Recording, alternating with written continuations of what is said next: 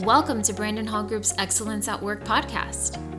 You will hear from industry leaders covering innovative, cutting-edge business, learning, and HR topics that weave current market research and technology into each episode.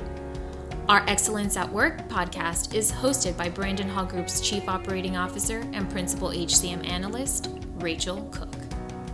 Hi, and welcome to Brandon Hall Group's Excellence at Work podcast. Thank you for joining us today. We are going to be talking about succession planning for executives and leaders, and we have a great team from BTS joining us to share their expertise.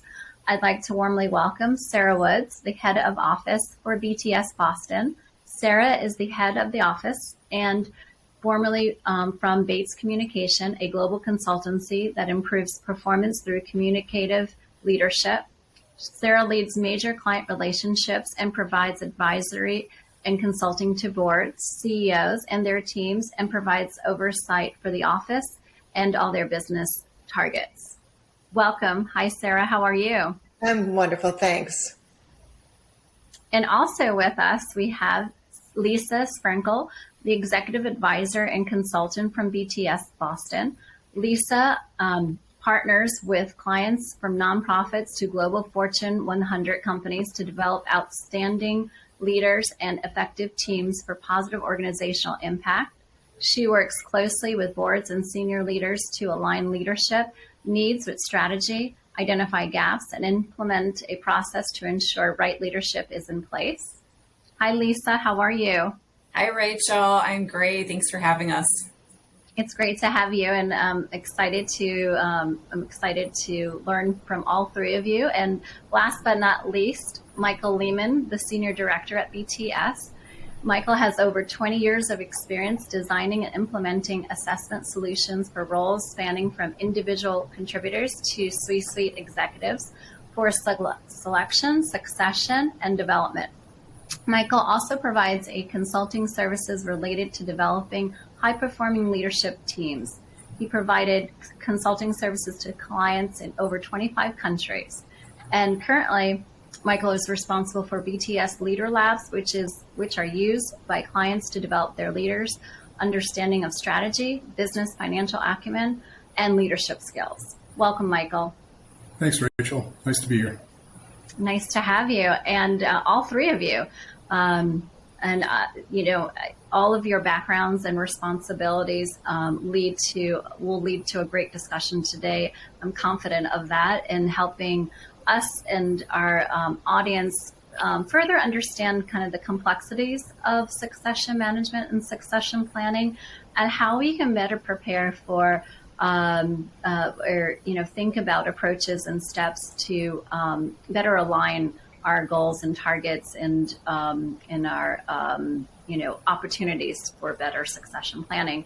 And to get us started here, Sarah, how do we define succession planning? Yeah, it can be a confusing term, which is why it's not always done successfully. There's an important distinction between succession planning and replacement planning. And I define the first as advanced preparation for the departure of a specific leader, either expected or unexpected, whereas succession planning also considers the future needs of the organization. Replacement planning, though, happens when there's an unexpected departure, and it replaces a leader in the role without really considering the future needs of the organization. Right. And so kind of continuing that thought or that line, why do succession management processes for leaders fail, particularly for senior and top leaders? It's usually because of a lack of advanced planning. It's really the number one reason why a succession wouldn't work.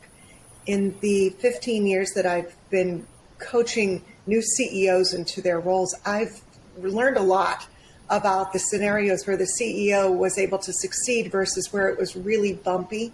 And the aha came for me in probably the third CEO transition that I was supporting, where I came to understand that the CEO's success didn't happen in that transition necessarily, it started years before that. And this particular CEO had been part of an artfully planned internal succession that started 5 years prior. And he went on to lead that company for the next decade to significant growth. So the more disastrous ones that happened when the board was caught short or they had very little plan around how to replace the CEO, and they had to make a really fast decision and maybe bring someone in from the outside. So that's usually what creates the challenge. Another potential cause of poor succession is that it can happen inside a silo in the organization where within a single business, you would have somebody to succeed, say, ahead of that business, but you weren't opening it up to candidates across the organization that might have just as much or greater success in that role. And then I'd say the third thing is sometimes it just gets delegated as the job of HR. And it's really not just the job of HR, it's really the job of executive leadership led by the CEO. So with better proper planning and preparedness for, building that pipeline, right? That's right. Of your successors. And so there's better transparency with how you are making the decisions so that I think what we see companies can, their teams and employees are not surprised. Because I think the biggest hurdle too is being surprised and not being prepared. And Michael, how can we further ensure that succession and that these new successors thrive? Yeah, that's a great question. Just to build on what Sarah just said, I just got an email 20 minutes before this conversation from a client in Europe. And she was saying that one of the problems they run into is it's basically a checkbox exercise. So it's like an annual thing that people do, and it's a checkbox, and you just get it done. And you think about it as an event versus being more of a process itself. So you have to start considering, once you have identified the potential successors, what are you going to do with them? How are you going to make them ready? And getting them ready can take in lots of different kinds of formats. Sometimes it's experiences that people have to get. Sometimes it's they have to get one-on-one coaching. It could be a lot of different things, but it has to be really kind of customized for the individual to really set that person up for success. And Michael, what are some of the success factors for that promote or derail senior leaders for succession?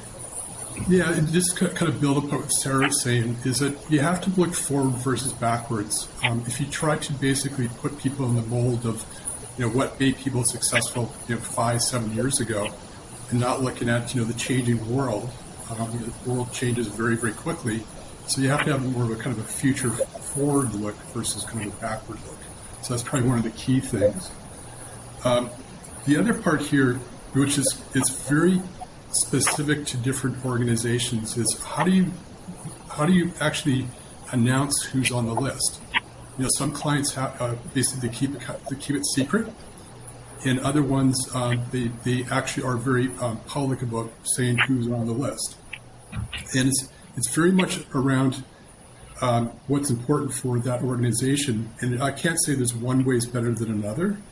But what I can say is if you want to use one method over another, you have to make sure it's very consistent. So there isn't sort of like that degrading of trust that can happen. And then one of the other things here that a lot of clients don't really think about is the domino effect.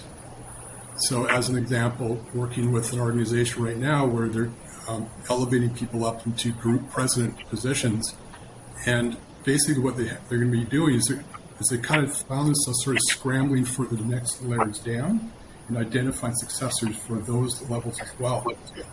So you really have to kind of think about it from not just that individual per se, but you actually think about their team and what's going to be best for the team. So you're planning both upwards as well as downwards. And it kind of ties into leadership training for all, and how you're developing, at every level and where the opportunities are, so that depending on where you are in the organization or where your career path is linked to, you as an individual have a better understanding of where your opportunities are, and the managers, and as managers and leaders have a better understanding of the pipeline and gaps, because our research shows it's a pretty high percentage of companies that don't feel that they have a clear succession plan if their CEO should leave. And that's kind of, and not just the CEO, it's that C-suite and even under that pipeline there, because there is such a gap in the workplace between younger generations and senior leaders. You don't have a lot in the middle. And so this is my next question to Lisa around, what has changed what has changed about succession and executive succession during the pandemic? Yeah, so first of all, in the early days of the pandemic, when hospitalization rates were really high, it highlighted the critical need for succession planning. And if boards weren't already actively engaged, they quickly became engaged in the process, and at a minimum, engaged in emergency replacement plans. Because as you said, Rachel, research shows most organizations really don't have a robust plan. And especially, as Sarah mentioned too, if something happens, what's that replacement plan? So often in succession planning, candidates might be ready now, ready 1 to 3 years, ready 5+ years. And that emergency replacement might be the ready now candidate, but often it's a well-respected leader. It might be a board member who could manage the position permanently, but either doesn't want to or is not the right fit for a long-term placement, but could step in and have those capabilities. So the first thing that we saw change is not only the need for succession planning and development, but we don't even have a replacement plan in place. So boards started to become engaged in succession planning more than they ever have. The second thing we saw during the pandemic is really the need for authentic leadership, that escalated. And by authentic leadership, we mean leaders who are self-aware, that are transparent about communication and what's happening in the organization. They bring in other points of view. They foster high degrees of trust. And we really found that this resonated with employees and made a difference in engagement. And then that makes a difference in performance as well.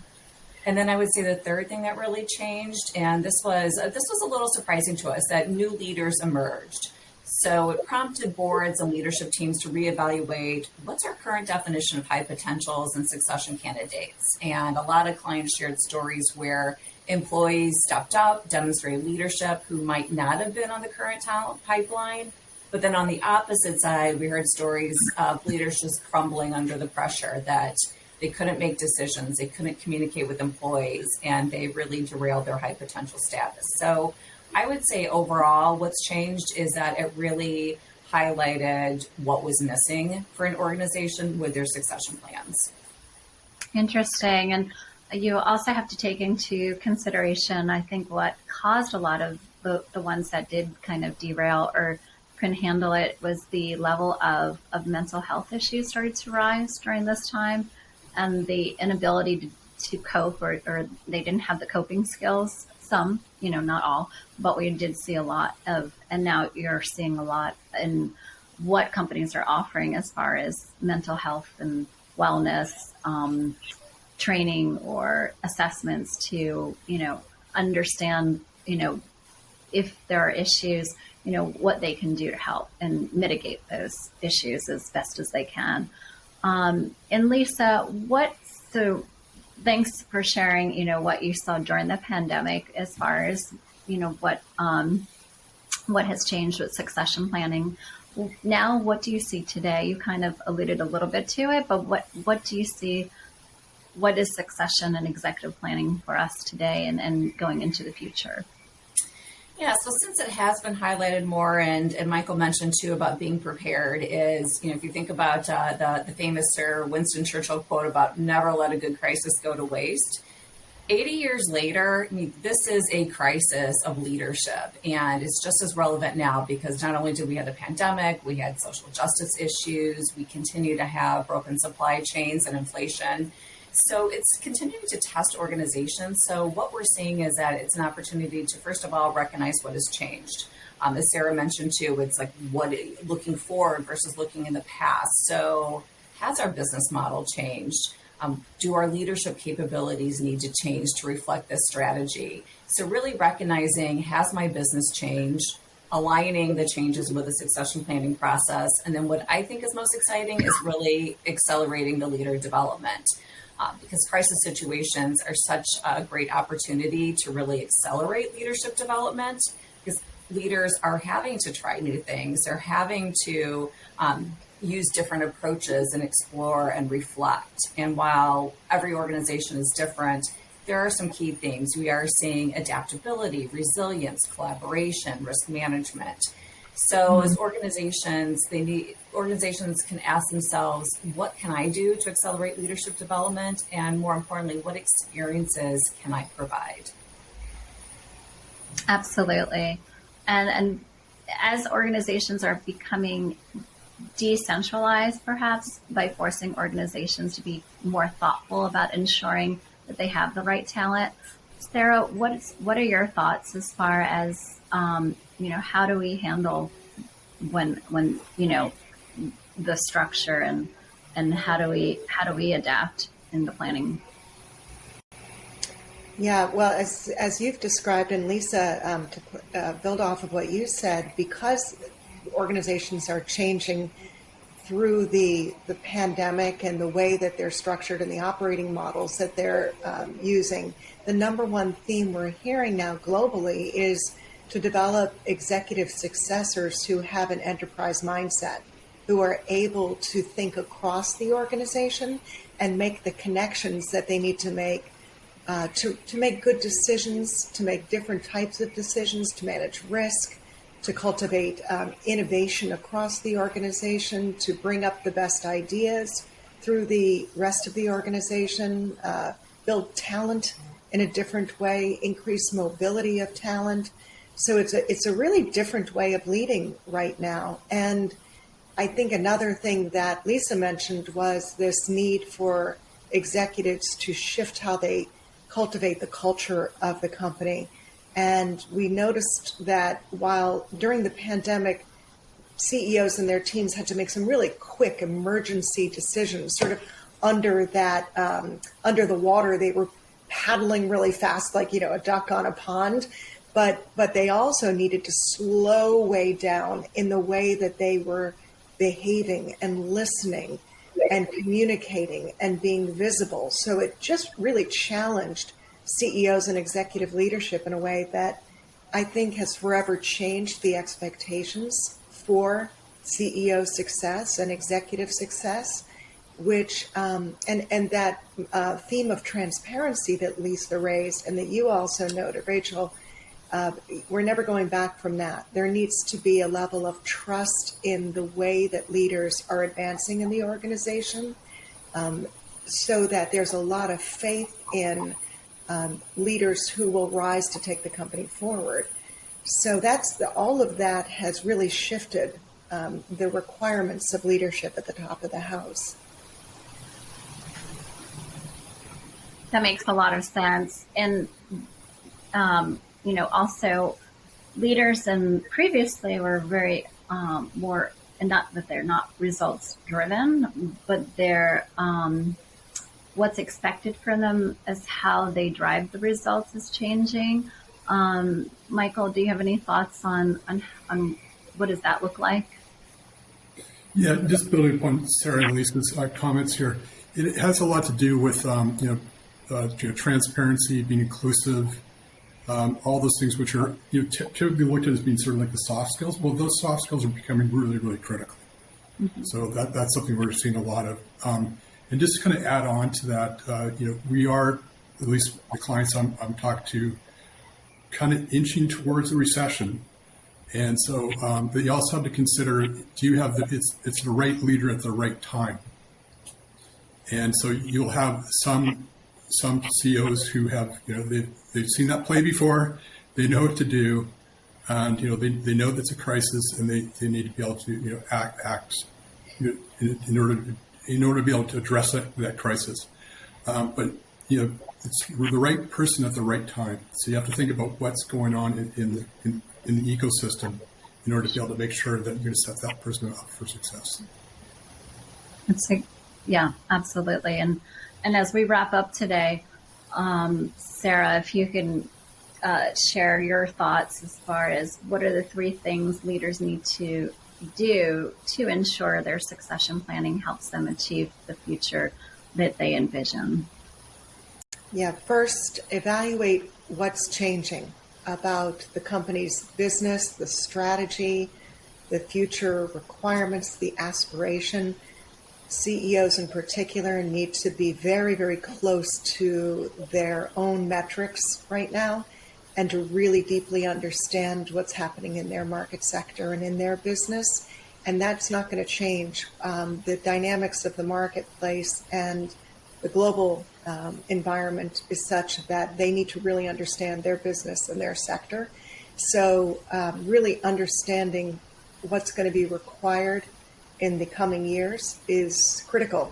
Second, do needs analysis or needs assessment of leadership requirements for that strategy and create role profiles based on the future strategy, as opposed to, as Mike described, looking back isn't going to work. What worked even 18 months ago, 3 years ago, it's extremely, that's the distant past now. Things are moving too quickly, and as Mike said, the world is changing really fast. So creating role profiles for the next phase of the organization is essential, and understanding what the implications are for developing leaders for the future. And then third, every 6 months now, you need to look at it with fresh eyes. Things are just really changing that quickly. So plan 3 to 5 years out, but keep it fresh. Continually take a look at the evolving strategy and requirements of the company and evaluate the succession plan based on that. And so as you do that, it's not replacement planning, but it's development planning. And the question that you have to continually raise is, how will you prepare employees to lead the company into the future? And those all are really important factors to consider as you're looking at your succession strategy and planning, and especially having a plan in place, but being able to revisit that plan is so crucial and paramount for what leaders need to do today and be prepared for the future. Also, if it's not the products that you have, it's the people that you have. If you have great people, they'll develop great products. So if you have great leaders, they will then hire great people underneath them to build their teams. So it's really, really important for you to develop a strategic succession plan in place and be able to adapt and to adjust it, as needed and as frequently, as the business changes. So whether that's 3 months or 6 months or 12 months, it's something that you have to consider, and being able to have the ability to revisit it and adjust as needed, and to kind of see where your gaps are, and to have those case scenarios as you're planning for the future of the what ifs.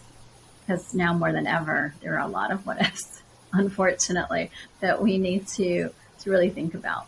But thank you, Michael. Thank you, Lisa and Sarah, for sharing your perspectives. This was really helpful, and I hope that everybody listening and watching us today also finds some useful insights here that they can think about and that they can utilize in their planning.